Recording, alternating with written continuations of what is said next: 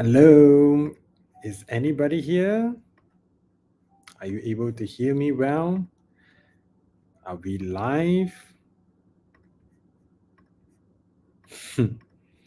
Each time I have to.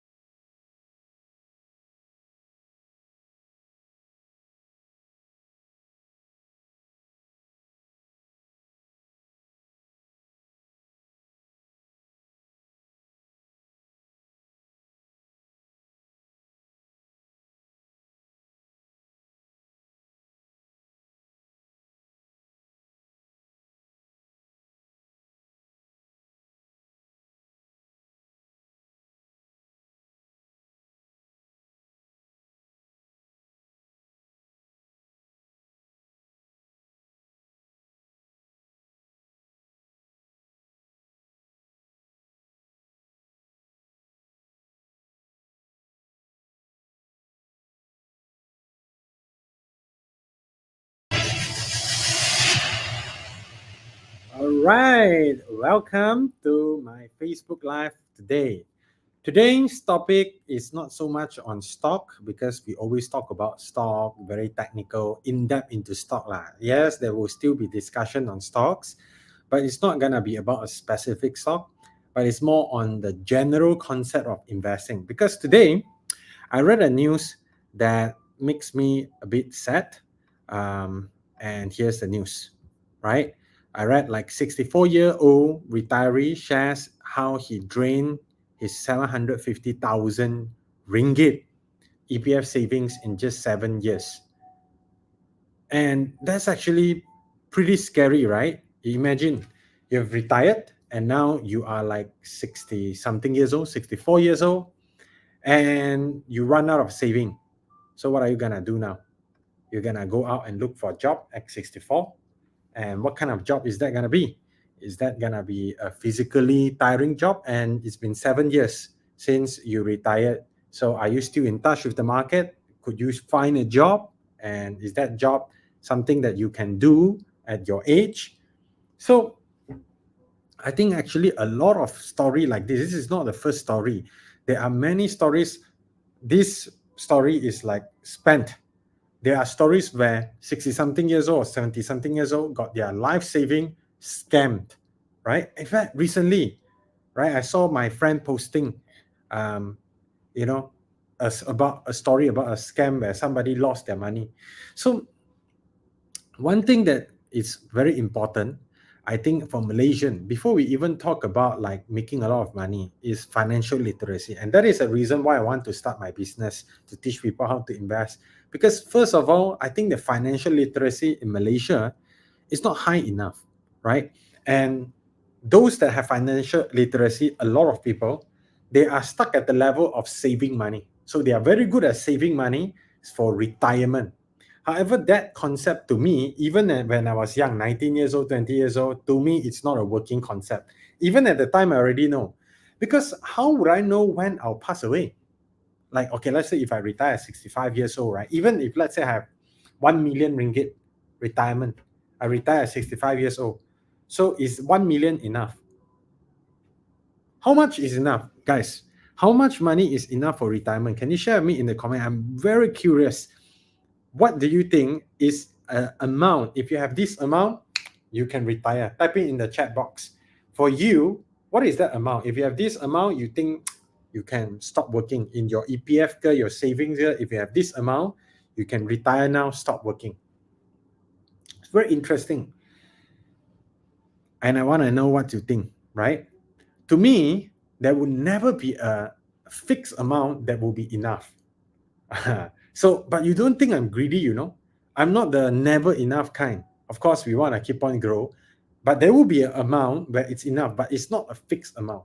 It's not going to be a fixed amount. You see, if let's say you say 1 million is enough for you to retire, for how long? Right? 2 million, let's say, right? Raymond here say 2 million ringgit minimum in EPF. Okay, 2 million sounds like a lot now, but what if you have 2 million ringgit and you retire at age 65 and you live until age 95? So on average, 1 year, let's say you have 30 years, on average 1 year, you can spend 70,000 ringgit. Okay, if you meet a bit, you can spend like 70,000 ringgit, which is a month. That's probably like what, 5,000 plus 5,500 ringgit a month for your for your monthly, the amount that you use every month that you withdraw. That is enough now, right? But what if we are talking about 30 years later, when you are 90 years old? Because inflation is actually around like 4%, right? 3 to 4% a year. But in reality, what we feel is like 7% a year. So that means your money, the same amount of money, is going to worth less by 50% every 10 years. So let's say if this water bottle now, right, costs 2 ringgit, 10 years later, it may cost 4 ringgit to buy the same thing. So your 5,000 ringgit now is going to be worth like 2,500 10 years later. Another 10 years, which is 20 years later, is going to be worth 1,250. Another 10 years is going to worth like 700 ringgit a month. When you're 90 years old, you get to spend 700 ringgit a month. Is that going to be enough? It's not enough, right? So, yeah, equal to 120,000 a year. Well, if you don't spend the capital, but you still invest it, continuously invest it, rather than withdraw it and save and spend based on the saving, then yeah, 120,000 ringgit a year, let's say if you have that, this one, 6%, let's say if EPF gives 6% dividend, 120,000 ringgit a year is the amount that you get from the income, right? If they give you 6% dividend a year and you can withdraw as an income and you only spend the dividend, then yes, that amount, right, if can still grow, go compound, that amount may be enough, right? The thing is, a lot of people, first of all, they do not have any other form of investment other than EPF. And even when they have the mindset, when I retire, I'm going to withdraw everything. So that actually depends on you. If you know how to invest and you have been getting good result, maybe you can get better return yourself. Because EPF, the reason why they cannot get much higher return is because they have such a big fund. Big funds, if you invest with super mega big funds, it's hard to get super high return because there are limited amount of things they can invest in. If you invest smaller amount, like personal, like me, like few million, it's easier to get like 20-30% return a year. So whether to withdraw or you continue to put in depends on your skill. Okay, but whatever it is, there are many ways that you can easily get passive income. So today I want to share with you some of the ways you can get passive income for yourself, even without EPF. If with EPF and they do well, good for you. But even without EPF, what are the ways you can get for yourself passive income? Type in 3 if you're interested, or type in passive income if you're interested to know what are the 3 ways to get passive income on your own, even if, let's say, you don't really get this 6% from EPF every year. What are the ways you can do for yourself that could potentially give you similar or maybe even higher amount of income? But before I go there, I just share with you, if for me to retire, right, it is not, I like the answer, Raymond. Raymond's answer. Okay.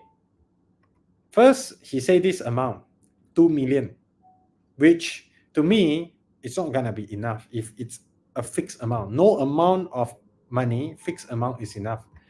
But when he says 6% of it, then I like it because it's not thinking about spending the 2 million a bit, but he's thinking about this money is a tool for him to get income. And I'm proud of him because he's my student. My student think differently, got financial literacy one. People with financial literacy, they don't spend the mother. This is the capital. They only spend the income, and maybe not 100% of the income. They reinvest some of it so that the capital grow and the passive income grow. That's how even after they retire, they make more and more and more. So that's why rich get richer. Okay. So the three ways, actually, you see, a lot of people know this one way, one easy way, which is to buy property, right? Buy a property and rent out, buy a shop and rent out. And why is that not working very well for many Malaysians? Buy a property, rent out, buy a shop, rent out. The reason why it's not been working very well for many Malaysians to do that is because a lot of Malaysians, they are thinking they want to buy, how to say, pro and con. You know, there are a lot of sharing out there saying, oh, you buy property, you're going to get rich. You know, you don't even need to pay installment. And people have that expectation. And when that is not the case, they get angry. Why I buy this property, I still, everyone need to pay money instead of the property pay me immediately. But you need to think about it, you know. You buy the property, you use your money or not. A lot of the time, people use like 90% loan. So your loan amount is so huge, and you want the property to cover itself, completely positive cash flow. You need to make sure you buy a super great deal, man, at very low price and high return. Unfortunately, there are not that many so good deal. However, it's still possible to get like 4 to 6% rental yield one, you know, if you buy cash. Okay. Of course, many people don't have that. I'm just saying, in Malaysia, there are still ways you can get like 4 to 6% quite easily when you have the money, right? So let's say in this example, the uncle has 750,000. If he invested it in a property, right, the right property, and he get like 6% return from it, and after 6% return from the rental, after cover all the installment, not installment, cover all the management fee, all the utilities, etc., he could still be making around 3,750 ringgit a month. However, of course, there are difficulty when you're investing in property on your own. Number one, you need to find good deals, which are not easy for many people. Number two, you need to manage it. You need to rent out. You need to pay tax on it. There are many small fees, a lot of things to manage, and you also need skill. There is an easy way, you know, to invest in property and still get quite good rental income without much skill. You don't even need the skill on your own, and you can do with small capital. Type in love if you want to learn that, or give me a love in this video. Just press love if you want to learn what is that easy way. Okay, today we are not talking about advanced way, get rich quick. We're talking about just like how normal people, normal Malaysians, can generate around 6% or even more return a year, and a lot of it is like passive income, like retirement strategy. What are the ways? And I was saying property, right? Property is one of the ways. You buy a property, you rent out, but that's like requires skill and a bit mafan, a lot of things, right? But is there an easy way? If you want to know what is the easy way, type in Isaac or press a love to this video. There is an easy way that you can do that even with small capital, and you don't need to be actively involved. You don't need to manage it. You really just buy and wait to collect money.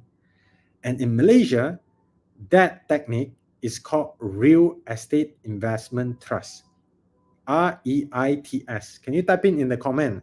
REITS. Real Estate Investment Trust, REITs. And what's with these REITs is you are actually buying like a trust, like unit fund, like mutual fund, unit trust. You're buying a fund where fund managers, there is a company that is built and has a lot of money in the company, and you hire a professional person to manage properties. And this fund, what they do is they specialize on managing properties. So for example, Mid Valley, the gardens is under this trust called IGB REIT, IGB Real Estate Investment Trust.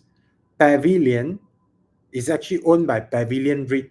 So let's say if I buy Pavilion REIT, the rental income collected from the pavilion, after deducting the cost, all this, the profit, most of it will be given to me as a shareholder as dividend. So in a way, I'm collecting rental income from pavilion. Easy, right? As a Malaysian, you can see whether pavilion got good business or not. You can see whether Mid Valley, the gardens, has good business or not. So that is one way, right? If I own IGB REIT, the income from IGB, as in like the garden and Mid Valley, I can collect a huge chunk of it as my own passive income, right? Dividend. So that part is on REITs, right? So that is one of the method. And there are actually two other methods, right? Which are you interested to hear about? Otherwise, maybe I share about other topic will be better.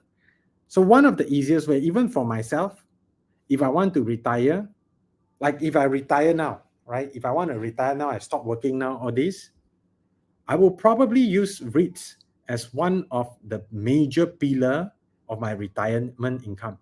Malaysian, we are very lucky. We get dividend.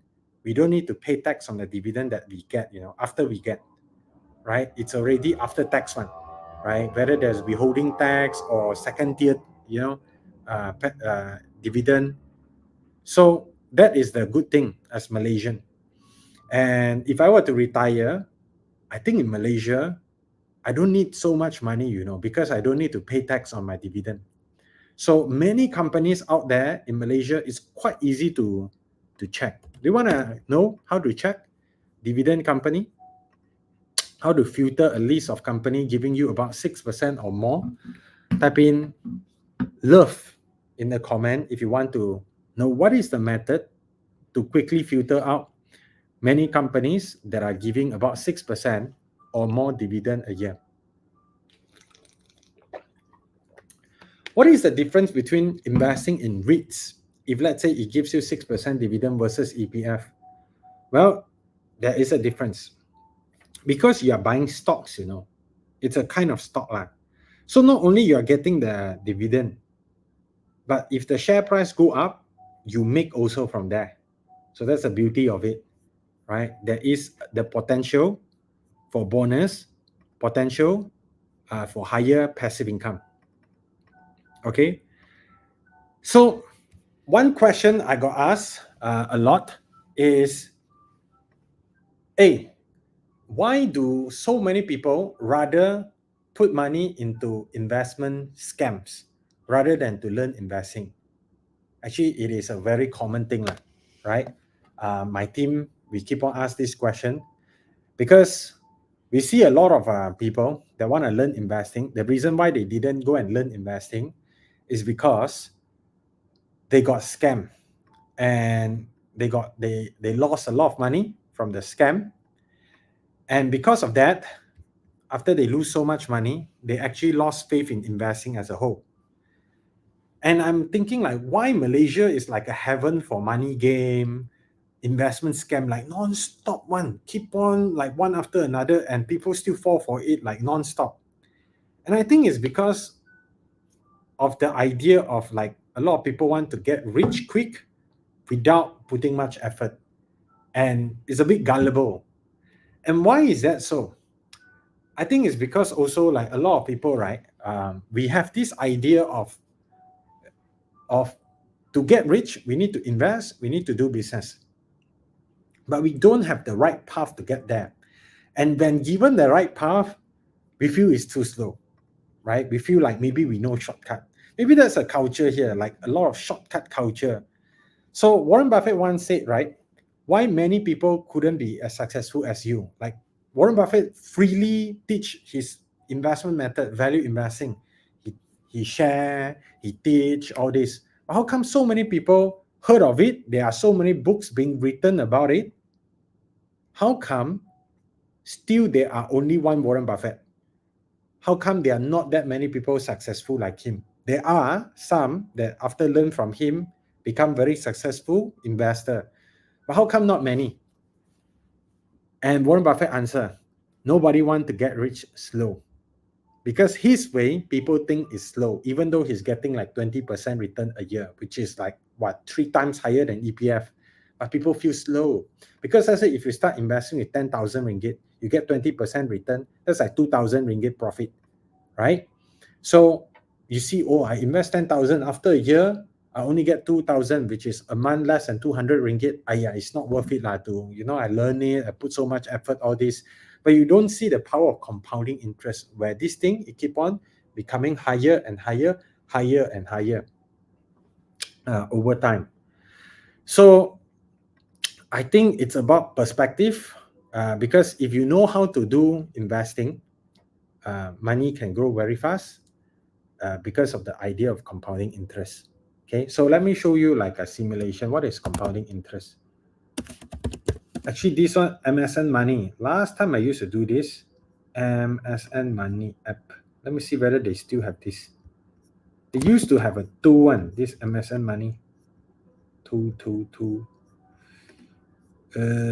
Compound interest calculator.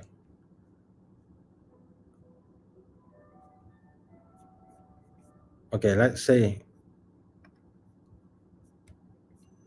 Let me find. It's been a while. Online one, let's say finviz.com.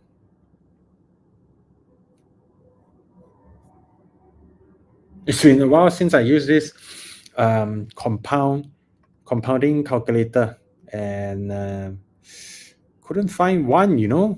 Wow, nowadays, why they take back? I used to have this function, man. FN calculator. Okay, let me show you. Here's the power of, if you start investing early, even small amount of money. Let's say if I have 10,000 ringgit now, and then every month I just put in like 600 ringgit. And 1 year I make 20%. Okay. And if I invest for 1 year,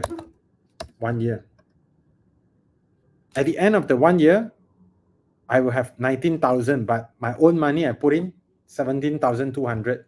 So I make like what, 220 ringgit a month only. So it feels low. But if I do this for 10 years, you can see the difference. This one, like 1 year, most of the money that I have at the end is still my own money. But if I do 10 years, at the end I'll have 268,000. My money only to 82,000. Most of it, in fact, more than 2/3 is money that I earned from stocks. But if I start earlier, 10 years sound long, right? But I already started investing like 11 years. So imagine if 11 years. Wow, it will be 330,000. Imagine if you do this 20 years. You see, 10,000 ringgit capital, invest 600 ringgit a month. A lot of people can do, right? A lot of people has 10,000. A lot of people can invest 600 ringgit a month if you're really hungry enough. 20 years, if you start at 30 years old, 50 years old, you get. 40 years old, you start. 60 years old, you get. 45, you start. 65, you get. But you are not even like a very extraordinary high income people, just an average Malaysian. If you can get 20% return a year return, what am I saying? 20% return a year return, right? After 20 years, you would be a multi-millionaire, 1.8 to 1.9 million. If you do for 30 years, you 30 years old start until 60 years old, you would retire as a rich person, like 11 or 12 million, even though you didn't make high income. But that said, this is a pretty high return. I think a lot of people, if you know the right way, 10% is achievable, 10% return. But even you see, 10% return, you're not like super great. You're just doing the easy method. You start 10,000 ringgit capital, right? And 10,000 ringgit capital, and every month you invest 600 extra. 600 ringgit extra, and you do this for 30 years. At the end of 30 years, you are also a millionaire. So there is no excuse why somebody cannot retire as a millionaire nowadays, because ChatGPT is free. Like, let's say, I mean, people that don't encounter me, I share like a lot of simple investment idea, like now in this Facebook Live. How many people is listening, right? Number two, ChatGPT, you can ask it question, you can ask it ETF, how to invest, how to get 10% return, all this, like what are the ways to invest. It can answer a lot of the basic ideas. So it's not even about lack of information nowadays, It's about like, actually, I also don't know what is it about. To me, it's very natural. At 19 years old, I already started looking at it. So what's the problem, right? I think it's about culture, lah, right? We need to have a culture of, hey, investing is a cool thing. Talking about money is good, but you should talk about it in a positive way, not gossip about, oh, this person successful means, or he low pin. Not necessarily everybody low pin one, right? Not necessarily everybody take shortcut, right? So some people could have just do the simple thing for long enough because they persist due to the power of compounding. And this investment thing, if you want to start learning it, if you want to start doing it, it's best you start young. Okay. This is my last sharing today, lah. Okay. It's best if you want to learn that you start learning when you are young. A lot of people think that investing is something that you should only start learning once you have money, once you are rich, once you plan to retire. It's not true. It's not true. Now, investing will only start to give you big money, life-changing money, after you got some capital. It's true. Okay? If you want to do it the realistic way, it's true. But when you have the big capital, what's your expectation? You have big capital, you start directly make money, is it? You have to think of investing like a game, like a chess game, right? Like a badminton game. It's like a game and a skill. You go in, there are other players. Okay. Some things are easy, some things are quite competitive. And when you're playing with so many other players and you have zero skill, and the moment you come out, you go for world championship, good chance you're gonna lose badly and sangat malu, right? So the reason why you need to start early is not that investing gonna give you a lot of money in the beginning, but because this skill, if you want to properly get it long run, it's a skill. It's a skill. It's not what to invest. What you invest in won't change your life. What you become is what change your life. You have 10,000 ringgit now. Let's say you have 100,000, you have 200,000. Your first investment, you want all in one. Probably lah, right? You may try test water 5,000, 10,000. That's what you start with. And even if the thing that you pick is right, went up 10x, that become 100,000. Are you financially free now? Have you retired now? Answer is no. What will change your life is you get the skill to repeat it, and it's consistent, and you know how it's done. That is the real thing that's going to change your life. And how you do that? By having the skill, not by following stock tip or asking what to buy now. That doesn't work one. Okay. So in order to do this, you must have the skill. And the skill takes time to learn. And you think of it like cooking, right? You got to learn young, not only when you need it. This is like a skill like cooking. Like if you start cooking with the best ingredient, which is, let's say, if you only start after you get your EPF, your life saving, chances are you're going to burn, or you're not going to be able to create the best dish. Even if you have the best ingredient, you're probably going to make a food that doesn't taste good because you are new. You're going to waste it. And if your first meal you have to serve VIP, you're probably not going to impress a VIP. Same thing as you. If you want to be able to be successful in investing, make a lot of money from investing eventually, you have to start now with small capital, so that you learn the skill. And one day when you have more capital, that's where you can start to invest. And if you want to be able to be successful in investing, make a lot of money from investing eventually, you have to start now with small capital so that you learn the skill. And one day when you have more capital, that's where you it really be life-changing. If suddenly you have big capital and then you want to invest with big capital, more likely, if you try to do it on your own, you're gonna get burned, right? You have skill, you have no skill, you meet people with capital. That's where your capital transfer to the people with the skill, right? So that's why today I'm in Penang, okay? Because tomorrow I want to be attending an AGM, Penta Masters AGM. Why? Actually, in fact, I'm bringing some of my investment class members along. Why are we visiting AGM, right? Penta Master, and in fact, after that, we are going to E&O, Andaman Island site, to have a visit, right? To see how's the progress, how's the sales. This is ground research. Like today, I just had a conversation. One of my videographer, in fact, is staying somewhere near E&O, and they were saying that area, what is it like? And we were saying, oh, that's a good area. And I say, that piece of land, they say it's gonna be very worth a lot. They were saying, wow, that piece of land is worth a lot. Then they asked me, then I say, I'm smart, right? I invested in this company like 4 years ago. And they asked me, how do you find out? I say, actually, it's quite obvious. I pass by Gurney quite often and I see this piece of land was so big. Who is building it? So I go and check the company behind it. And then when I check the company behind it, I analyze it, see whether it's listed. And then from there, I see whether it's good to invest in. That's how I discovered this E&O, right? One of the way. Of course, at the time, I also think about property market is down. What company can I invest in? But number two is I also observe myself. So these are things that are important. You want to start learning about it. You want to start focusing on opportunities that it's not so much about the opportunity. Like the E&O changed my life. I invested 200 something thousand, it becomes 700,000 plus for me. No, it didn't change my life. I made some money from it, about 500,000, but it's not life-changing money for me. I'm already millionaire before I make this money. But it's about the experience. So now I know, wow, so buying stocks when they are cheap, I know in theory lah, but now it's really work or really triple up my money. Oh, so property stock memang is play like this one. Oh, I did it once, I did it right.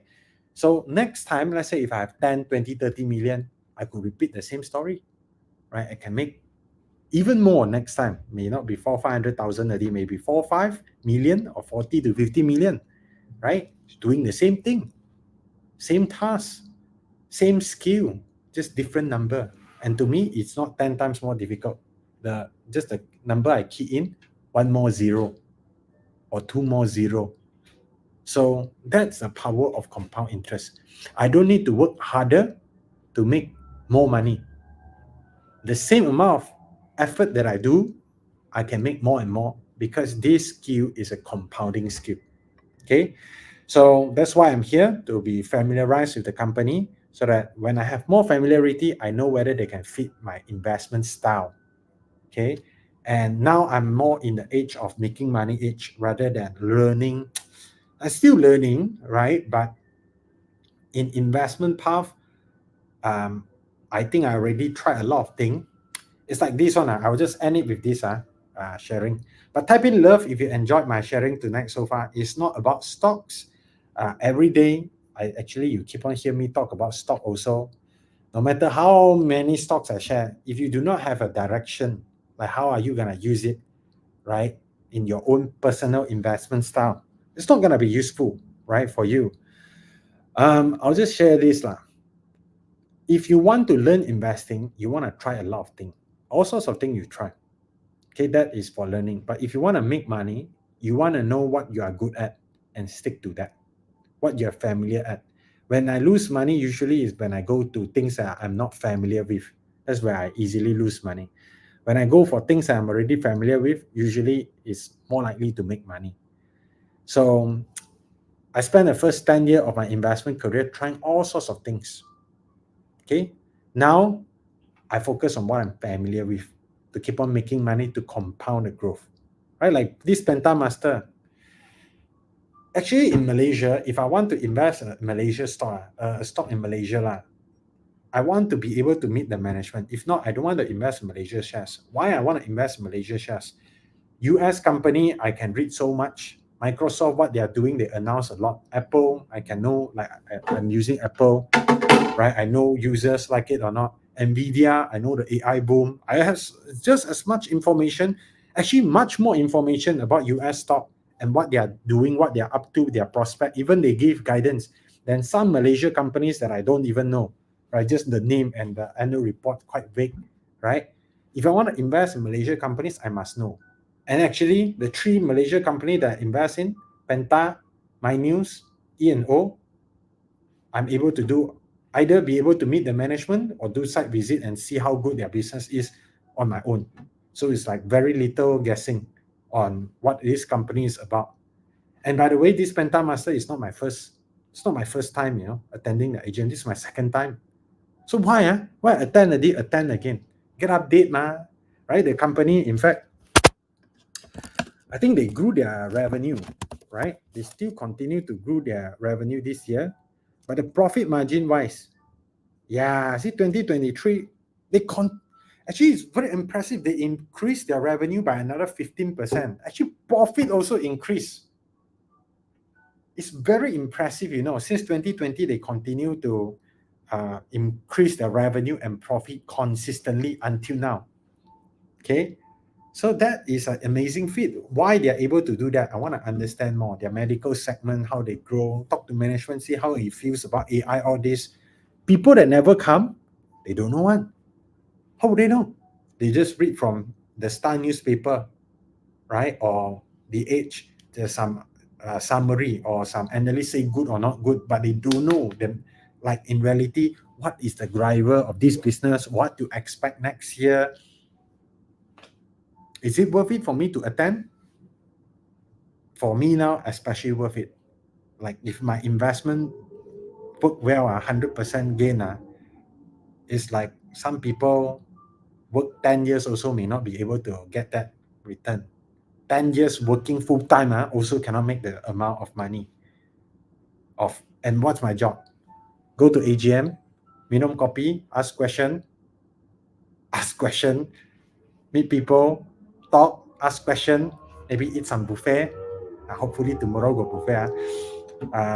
Eat some buffet, make judgment based on that.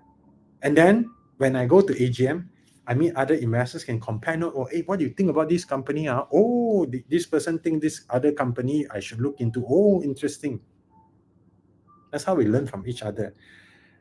But is that something that you should only be doing once you are full-time investor, have multi-million? No. I tried to go to AGM, Padini AGM when I was still in university. I think I Ponteng class or something like that. I don't know. And I went from Johor to KL. I couldn't attend. I didn't have the share, right? My auntie has the share. My auntie direct proxy me and I sent the thing over, but they didn't receive. So all the way from Johor, morning I go by bus to KL, cannot attend. Really, literally outstanding in shareholder, outstanding, right? Sorry, outstanding investor. I standing outside the AGM, right? So, and I was trying to ask people when they come out, hey, what you learn there, all these things. My capital very small. One university student, why I do that? Learning, ma. After I go several AGM, so this is the protocol. Who teach me how to go AGM? Nobody teach me how to go AGM. Okay. Today, my member, my student, they're fortunate. I bring them AGM. I teach them, okay, here are the few things you need to do in AGM. First this, second this, here are the things you need to prepare. Have you make sure you bought the share? Is it under your name? Are you sure? So that's what I'm trying to do nowadays. Whatever expense I have, I try to pass it to you. Okay. Like how I learned about REITs, how I learned about dividend stocks, how I learned how to invest in US. Try to pass it to you. Back then was super difficult. Nowadays is super easy. Seriously, there's no excuse why one person, like right now, if you're in your 30, if you retire broke in your 60, 65, and you got chance to swipe until my video, there's no excuse. Because all the information is there and it's easy to do. You can start a small capital, then why didn't you do? Right? So that's my sharing today. And interesting. Okay, if you want to learn investing from me for free, I have an upcoming class webinar. You can go to the link above in the description. There's a step-by-step-invest.com/2024 new. Just go there, click on it, and register. And maybe one last sharing. Is here when you do site visit, do you gain an edge compared to other investor? Right? An AGM like this, potentially, but is it fair? To me, it's fair. Why? These are, can you attend as shareholder, the AGM? Yeah, I can attend. You can attend also if you buy the share, but you didn't come, right? This is a link. Then why didn't you come, right? Site visit. Can you, let's say, you want to invest in a company, or you invested in a company that is a retail one. Can you go and visit and see how their business is doing? Yes, you can. But why you didn't? Why you like to listen tips and just follow? Why you don't go and ground research? Let's say property. When they launch a property, how many percent sold? What is their usual profit margin? You can see from their quarterly report. What is their GDV? How long will it take to VP this project? You can estimate when they're going to make a lot of money. All these are not that difficult. First, you need to learn it. Number two, you need to just do ground visit. Ground visit, it's like quite easy, right? Just spend some time. So I just end this sharing by saying the world is full of opportunity, and if you are not learning investing, you are not grabbing this opportunity. But somebody is profiting from this opportunity. Maybe AI, or actually so many opportunity in the market. Like one of the easiest is AI and AR now. This is a big trend. If you miss it, I also tak tahu apa to cakap tadi lah. You know about ChatGPT, right? But why you didn't be able to position yourself to profit from the rising of this trend? It's gonna be like internet. It's not a 1 year, 2 year thing. It's gonna be like at least 5-10 year, and now it's just a very small beginning part. So how are you gonna position yourself to it? Okay. Join my sharing more. Tomorrow, I'll continue with my sharing. I'll talk about something a bit more technical. If you are trying to listen more on like in-depth AI stocks, then tomorrow's session will be interesting, because we will talk about NVIDIA and why I think it is different compared to the glove rally last time. I was thinking it could like zoom like this, then like that. There is still a possibility, right? However, I think it could potentially be more resilient in terms of its profit margin because of one thing. And what is that one thing? I'm going to share about it tomorrow. All right. I hope you enjoyed my sharing as much as I've enjoyed sharing it with you. To whoever student that is watching this, if you are joining me tomorrow, if any one of you joining me tomorrow, I'll see you tomorrow. All right. If not, also I see you tomorrow night lah, Facebook Live. Have a good evening, everyone. Bye-bye.